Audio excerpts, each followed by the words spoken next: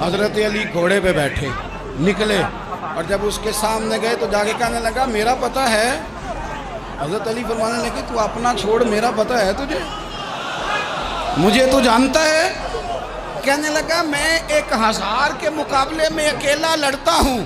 حضرت علی شیر خدا فرمانے لگے پتہ نہیں تو کن سے لڑتا رہا ہے، جانے وہ کون ہے جن سے تو لڑتا رہا ہے، وہ کون 1000 تھے جو تیرے مقابلے میں آتے تھے، پتہ نہیں تو۔ کہنے لگا میرا نام میری ماں نے عمر بن عبد ود رکھا ہے۔ فرمایا چھوڑ تو، میری ماں نے میرا نام حیدر رکھا ہے۔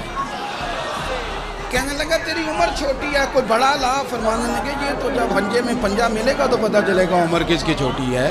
ابھی تو کہانیوں سے متاثر کرنا چاہتا ہے، تو چاہتا ہے کہ تو پریشر ڈالے اور میں تیری بات سنوں، تو مقابلے میں آ ڈینگے نہ مار، کہانیاں نہ سنا، دیواریں ہلتی رہتی ہیں اور در کانپ جاتا ہے۔ علی کا نام سن کے اب بھی خیبر کانپ جاتا ہے۔